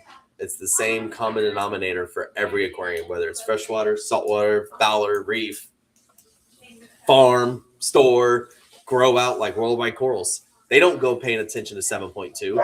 They pay attention that they're at 7.8 to 8.5. That's what they watch. You can go talk to their guys. Go talk to Skylar. I mean, they have swapped their entire coral farm over to a new type of food that is now available on their shelves. Can't say more than that because they're sponsored by somebody else, but we're good. So definitely, I mean, yeah, stability means everything. That's cool. So the point of Quantum Academy, right, was it to just talk about each of these topics and kind of, I mean, this is a great introduction to all these different things that you'll probably elaborate on as the academy progresses. Yeah. But firsthand feedback and stuff like that. I mean, I love these in-depth, discussions on it because you're talking to a bunch of other nerds that know something about something, and we get a couple of experiences from everybody. It was just funny to notice that, like, as we come out of our shell, us as a business and as a farm, and customers themselves, we start learning just how many unanswered questions there still are. That people take for granted. That we hear about dumb questions, but we never hear are about all of the questions like, how does calcifossil work, and is it Yep. really going to raise my calcium? Like, how much do I still have to dose calcium? I mean, Yep. people think that's a dumb question. And I was like, yeah, But you it's still have not. to dose calcium. It's But gonna do raise you? it It's calcium some, hydroxide. But do you? right? I mean, I'm Yeah, an end user. I'm buying a product that's called calcium hydroxide. Why do I have to dose it? Why do I have to dose calcium? No, I bingo. get you, and that's the whole point about this Quantum Academy. I mean, we chose coral feeding because you remember explicitly, Tristan. I told you we were going to do a coral cane challenge. There's been a lot of background changes that's happened in quantum recently, and there's still a lot more that can't be disclosed right now. But there's a lot of changes coming, and we want to move like we've always been. And you guys both know this. I've always been mostly about education and informing the hobbyist and trying to teach them better ways because I've done it every way there is out there because I've been doing this for so long. I want to put my book, my knowledge out to you guys. And that's the whole point of this Quantum Academy is I pick a topic, dive into it, and say, here's the difference. Here's what we as a company are doing different. But here's what you as the hobbyist need to know about this. Like, prime example, did you know, Tristan, that terrestrial proteins cannot be digested by corals? No, so you mean gray worm casings aren't good for my corals? Not at all. Well, When that do they ever eat? sucks. When do they ever eat gray worms in the wild? I don't know when a gray worm girl jumps in the ocean and gets Go swallowed swim by 30, corals. 40 miles outside? I mean, It can it's not a happen. natural protein form. It's a Bird totally different flies over protein complex. and drops it. Oh, Yeah, So birds what? don't fly that far out in the ocean. Yeah, so what you're But saying is these terrestrial proteins are just filler material that's going to end up becoming more algae and crap in my water.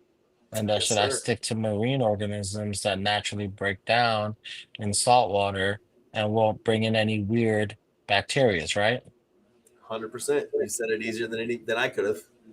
so Even somebody, even scripted, I couldn't have said it like that because I want to read a text. I cannot remember who had their video about feeding earthworms to their anemones. So of course I was like, "Oh, that's cool." I fed one of my anemones, and he ate it. But so that's not a good thing. It's kind of like eating a Twinkie instead of a steak, maybe. Mm. I consider it. I said like maybe eating a rock instead of a Or steak. Yeah. Well, I'm thinking maybe Yeah. they digested it. Maybe they got something. I don't know, but I wasn't looked at it as you Fat. and I, when we need to eat and we want a good protein, right? We can go buy organic chicken. We go buy phosphorus chicken. We go buy whatever type of chicken we want. We're still getting chicken. We're still getting a protein that's made for humans. chicken nugget. I won't say it made for humans, but you go get a chicken nugget. That's that processed crap that you go take a nice 45-minute dump in a couple hours that you got done eating because it just goes right through your body and your body's not getting anything out of it. That's what's happening with the terrestrial proteins with corals is they're not digesting any of it. They're literally, it's going in and coming right back out. Or they're exacerbating it, puking it back out because they can't break it down. Right. And that's when the shells with euphyllia, and you and I have talked about this explicitly, Tristan, with the shells and things like that, ripping the mouths of trachees, wellsos, euphyllias, ripping them open and causing brown jelly disease because the bacterial comes in the shells from foods. You go look at some of the foods that's out there, some of those real powdery foods, they take a bunch of different proteins, put it in there and grind it.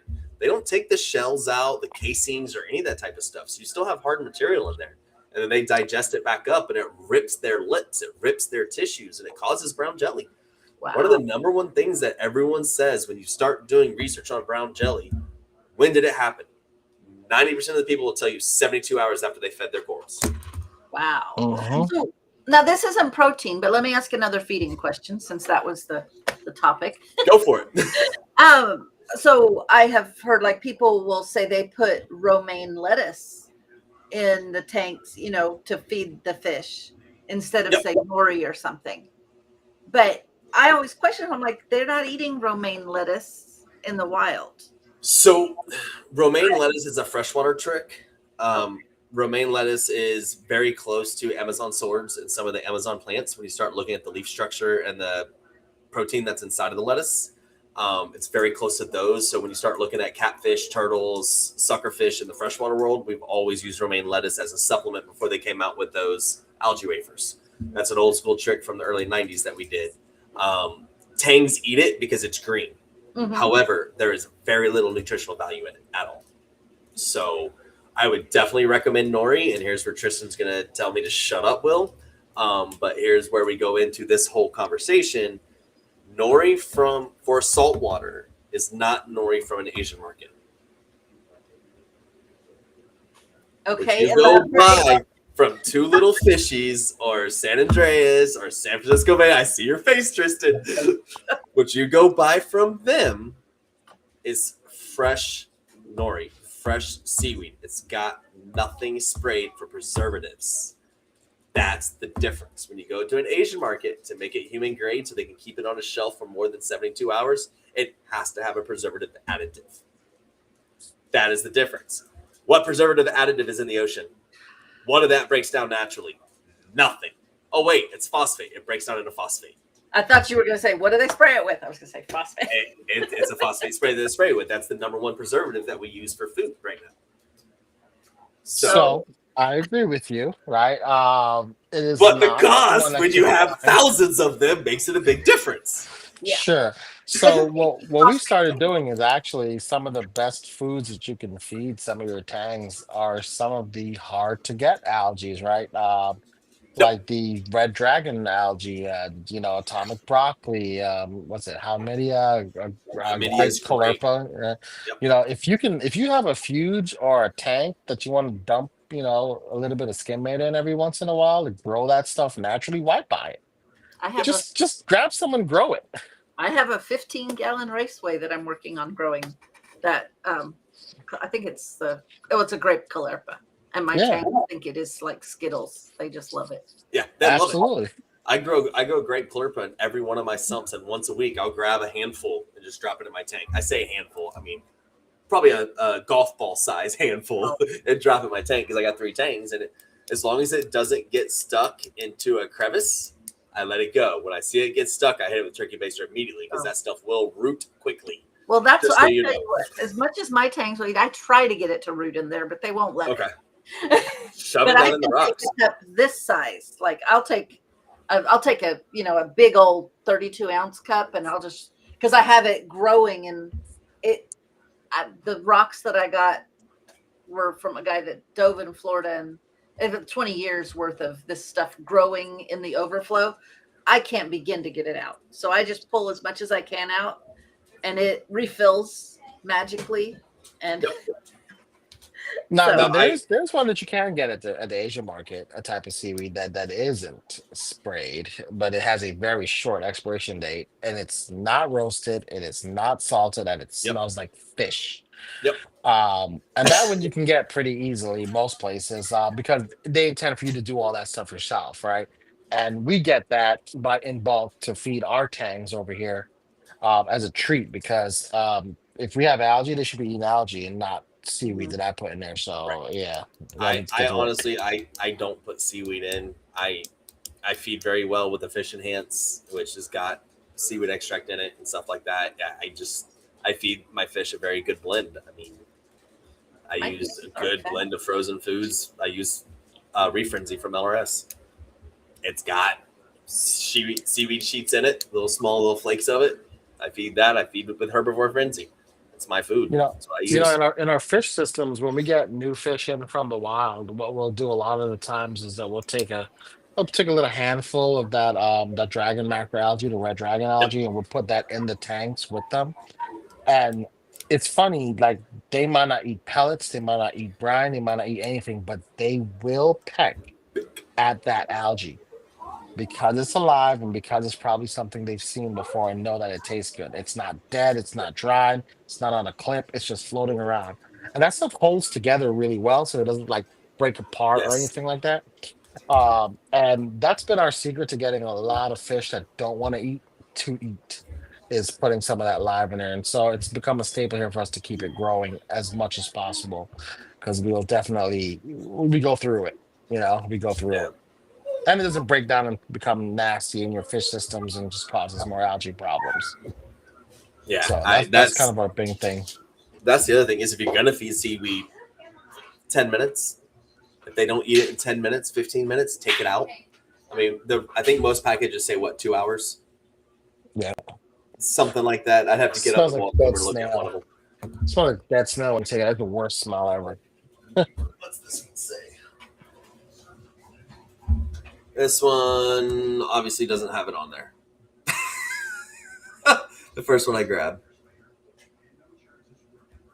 Oh well. But yeah, if it sits in there and it starts breaking apart, it's just gonna rot, and that's where it turns bad for you. So get it out. I mean, we tell everybody from the very beginning: if your fish doesn't eat within 2 to 3 minutes, if there's still food floating around, you fed too much.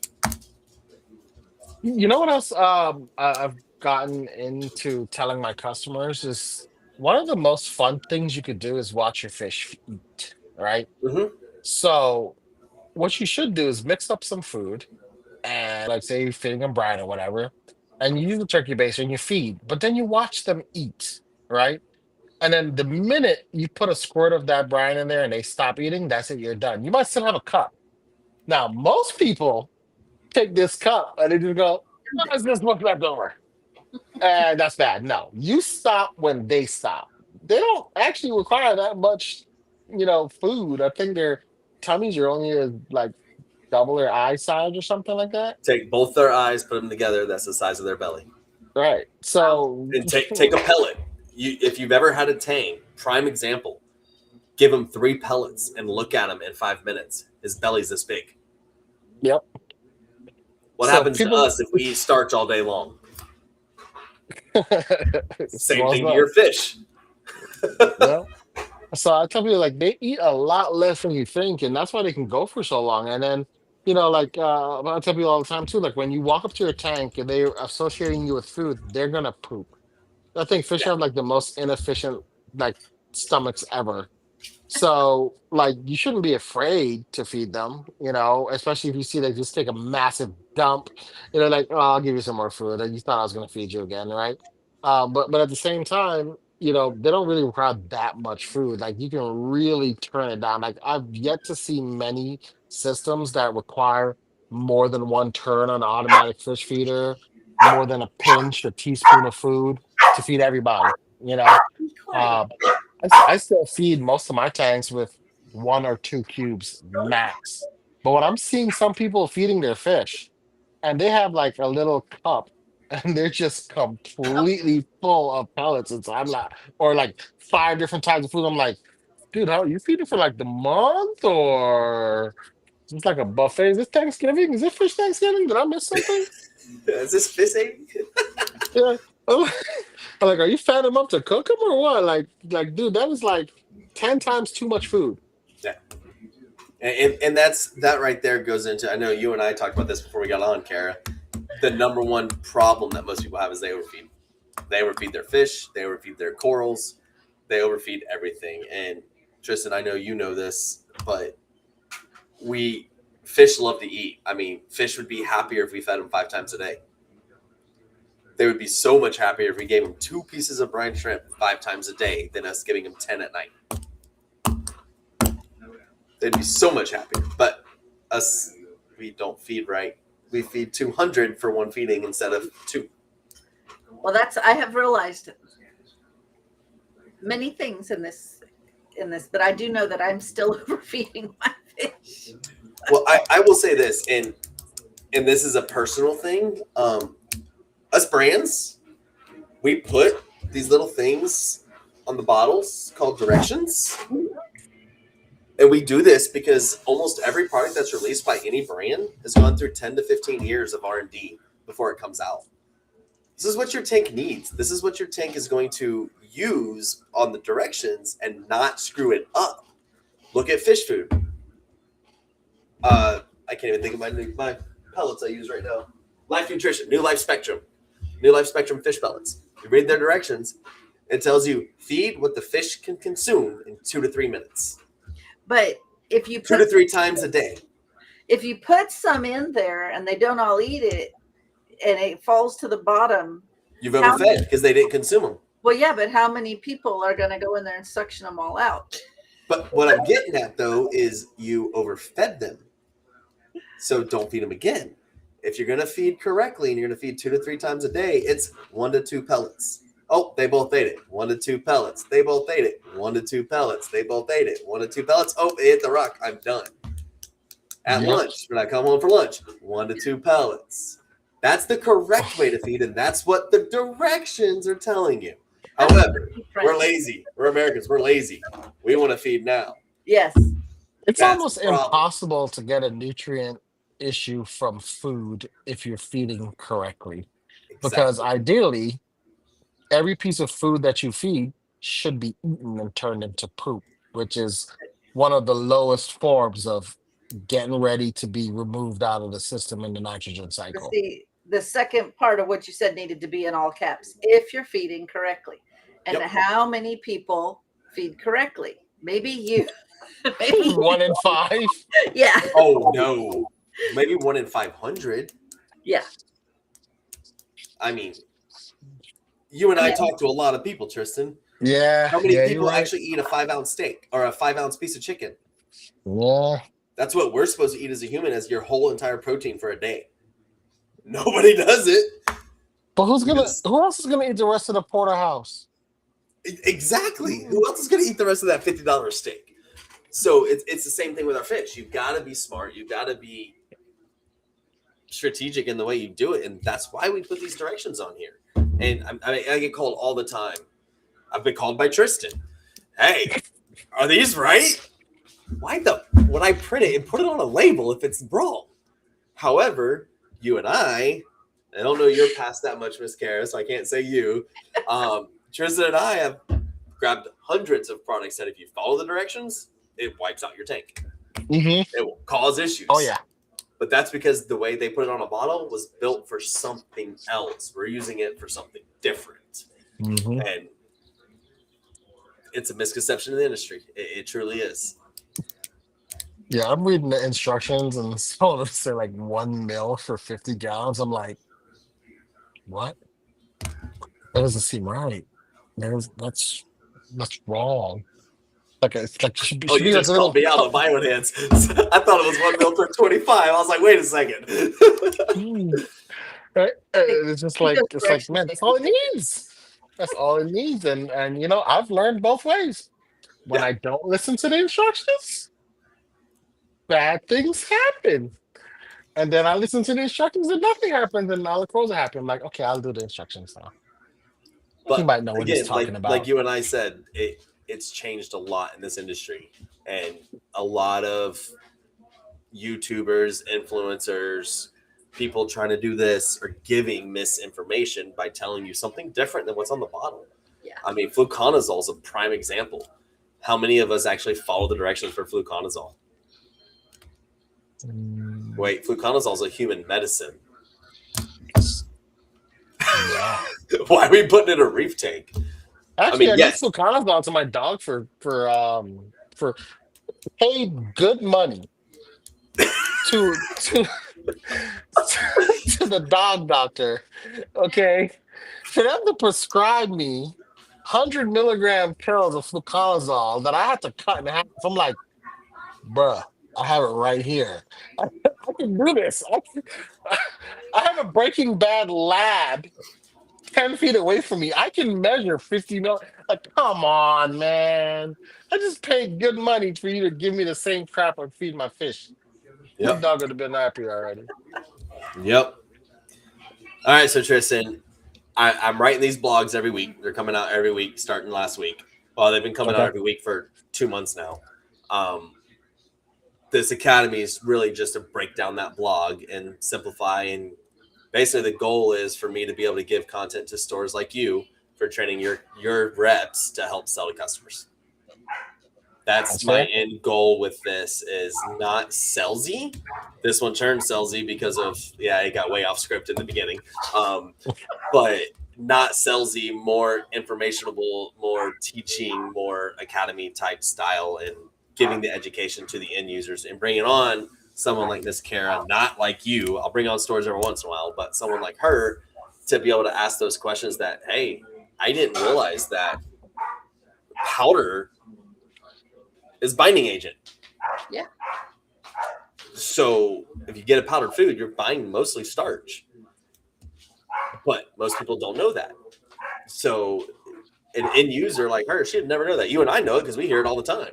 Hmm. But someone like her who's not in the trade, they don't know these things. Like you asked about the calcium hydroxide, the calcwasser. Do I have to dose calcium?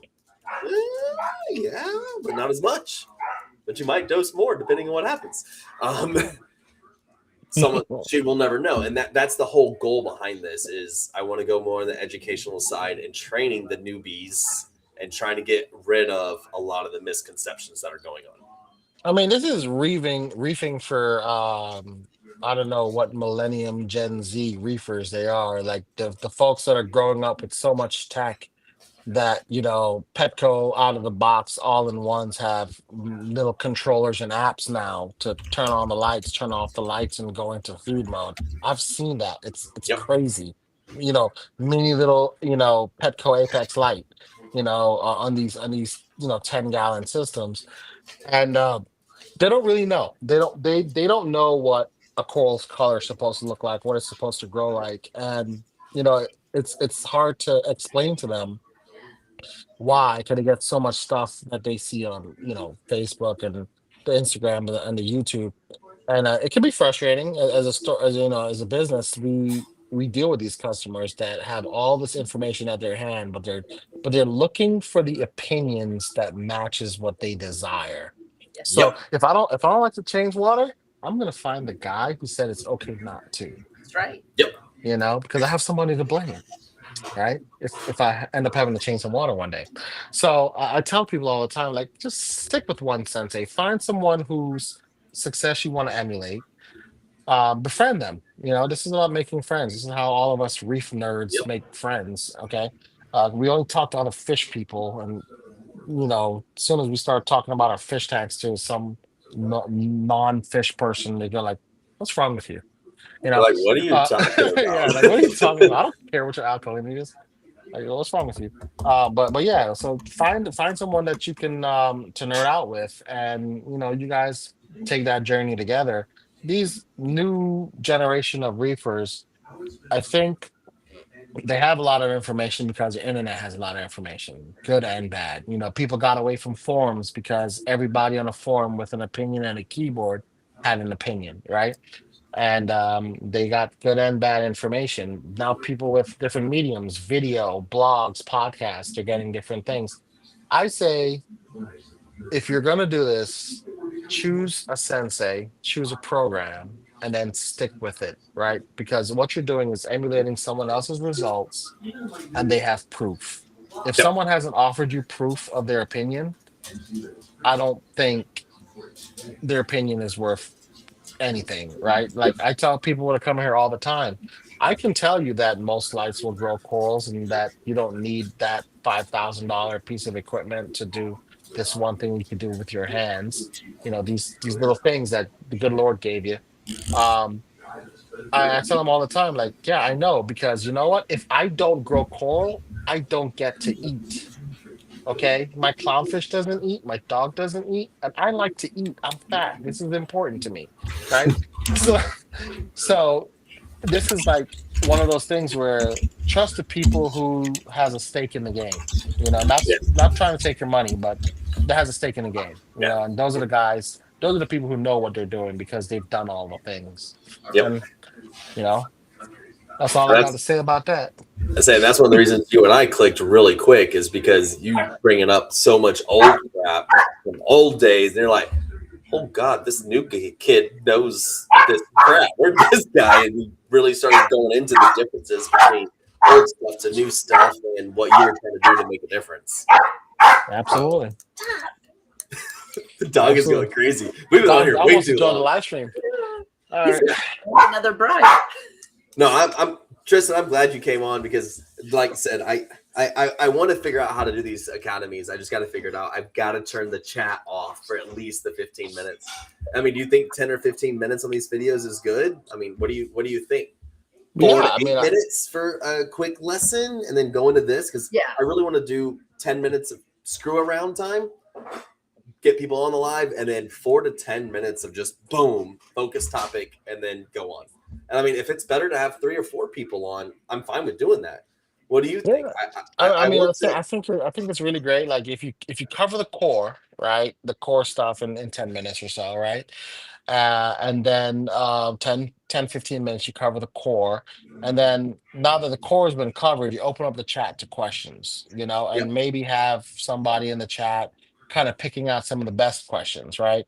That way you're not waiting for someone to ask, you're waiting for someone who stayed there and listened to the core, and they have a question about it, Right. and they want to know their answer, and that way when that Q&A comes up, they're just popping those questions out. You go like, okay, well, you know, can you have this algae without, you know, nitrates and phosphates? What's that?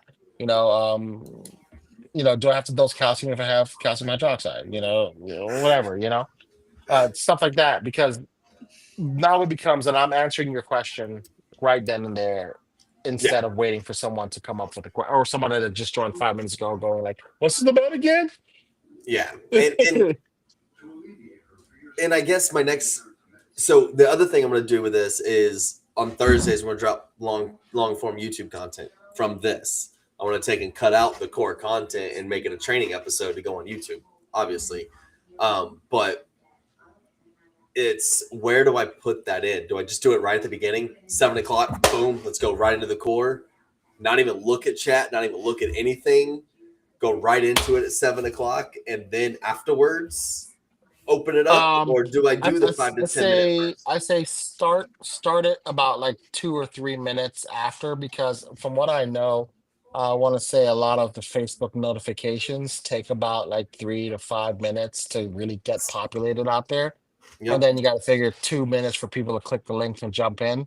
So if you say, hey, I'm going to start it here at this time, 7 minutes later, when you jump in or you start, you're going to have people there waiting for you, not waiting for people to join, you know? So Because agree with you, and that's why I was doing the 10 to 15 minute at the beginning. But my problem today was all these questions started coming in, and it's nothing against you, Matt, for asking the questions and whatnot. I love the questions. You guys all know this, but my problem is someone asks the question, I want to answer it. yeah, absolutely. So And that's why you turn off that chat. You say, hey, or, you know, get a mod in there, get somebody in there just saying, hey, I'm going to grab that question. I'll confirm with you, hey, we're going to answer that question. You know, we're yeah, going to put that question to you Got it. guys. And then they know that, hey, I should stick around because my question is going to get answered. I I think it's a got you. good question. You know what I mean? Should Um, I possibly come in at the beginning with just like fish tank video and just let that play for 5 minutes, let people get on, and then go at a yeah, certain time? give them I don't want to. something I interesting. I don't want to get to the point where me, because you guys all know me, Squirrel here. Um, if we start worrying about portable tap water purifier, I'm going to get stuck on that for the next 30 minutes. I'm going to keep thinking about why I can't talk about that. So I keep my face out of that and nothing pre-starting until we do the core. Would that be better off? Yeah, I mean, like, figure when you jump straight into the core, right? Just You start the got live a few feeling, minutes say, earlier. hey, everybody, you start the core, and then your core lasts for 12 minutes or so. You hit all your topics, you show all your slides. You give your TED talk, and then afterwards, all right, we're going to open it up to some questions. Everybody comes in and says, all right, cool, I have this question, and then it becomes a back and forth. Then it But becomes now the you open know, channel. but yeah, yeah. And then at Then that point, next I thing you could know, just put the link because I can put up to 30 people into this easily. Then I can That just might drop get the a link right in little the chat and say, hey, drop on if you want. bingo.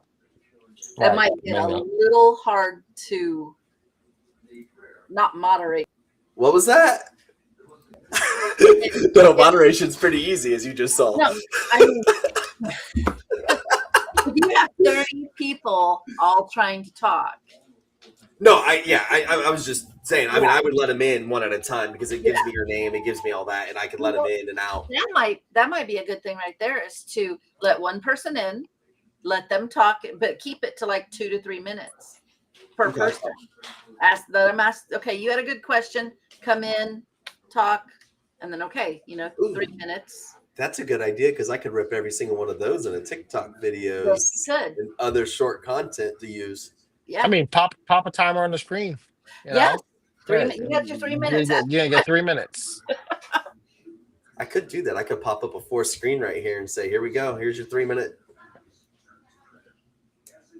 Interesting. That's a good idea. Okay. Call it the hot topic or something. A hot Yeah. seat. Hot seat. Hot seat. Yeah, That's you're in a hot seat. What's your question? Oh no, we got to come up with something aquatic wise instead of hot seat. Here's a whirlpool. you're in the world. Okay, I'm gonna talk to some other people so you get some ideas as well. I like this. I like the way this is going. Put a So toilet much with a better little with multiple flushing people. sound, so that when they're finished talking, you press the toilet and they flush, and they they get kicked out. They get flushed out the toilet. No, that's what we do with dead fish. Not in Florida. Not in Florida. This question is dead. Well, they're just going back home when you flush them in Florida or to a No, the reason I crocodile. say not in Florida because when I was at Fish Biz running the Panhandle's largest fish store, we after Hurricane Ivan came in, first place FEMA came was to us because they had over 20,000 tropical fish come up through one of the sewers. No, So there clean the was, net. yeah, they were all dead. They were all flushed. Oh crap! But it was like, where did all these come from? And they were going to the stores trying to find out where it came from. That's pretty wild. So That is yeah, they pretty actually wild. came knocking on our door. What do you guys do with your dead fish? We went to the freezer and pulled out a bag of fish. Here they all are. What? You keep them in the freezer? Yeah, until we know they're dead, then we throw them away. What do they do from there? I said, I don't know what waste management does when it goes in a green can. I'm sorry. That's So, wild. yeah. All right, guys. I And appreciate it. We're whole going to get off here because we've been on here for 3 hours or 2 hours. Yeah. It's worse. Look at that. Time flies when you're having fun. Yeah, the wife keeps looking at me. Yeah, I'm hear my husband pacing. Because he has to come past me to get to the bedroom. He can walk behind you. As long as he's dressed, because this is a PG. I've had to keep my mouth. Well, it's fun chopping it up with you guys. Will I see you soon at the next one? When is the next one we're Um, going to be at? I don't know. I just did my spring schedule and I'm gonna get wrecked. How bad is Uh it? man, couple of months I'm traveling up and down the East Coast, as far as Ohio, Michigan, and then as south as Louisiana. Are you going to Slidell? So, yeah. So Aquafest Slidell, I got By all the you, Bash. roofing USAs. The Bayou. I got a couple of Kentuckys. We got a Louisville, Kentucky, followed by a Michigan, I Is it think, Reefing Lear. USA, Kentucky? Yes, Reefing USA, Kentucky, Louisville. I need to get with him, see about getting in on those. Yeah, head up, Gabe. Yeah, I hit up Gabe. Bring a small booth, very small. There you go. There you go. Knock it But out. yeah, Yeah, so it's gonna be fun. Next year so, is moving off already. Tristan, I'm not going to pawn you off, but Kara's going to end up being one of my North American sales reps here real soon, possibly. Very nice. That's why Very she's on nice. here as the first customer. She's also been a customer of ours for about 3, maybe 4 years now. Not More as long as people to you. buy things from. Yep. So the goal Sounds is like a to plan. finally get me away from sales and have somebody else handle that realm that can have the time to devote to all of our stores that need it. Because Very good. Very good. as you know, I don't. Hey, it's tough. It is tough. You know, one man operation. We're a 3-man operation here, and still there's never enough hours in the day. There's 20 Well, things I want to do, but this is more fun, so that's what I'm it's doing my second man. At least you have an adult. Yeah, yeah. I got 3, and I'm scared of the third one. He's very scary. It must be your son. Yeah, he's 7, and he's mean. Oh, it's a fun age. Yeah. All right, guys. Well, I appreciate it. All It right. was a great time. Later, I'll guys. see all you guys later. Kara, we'll talk more. Be quiet, robot. Sorry. Thank you.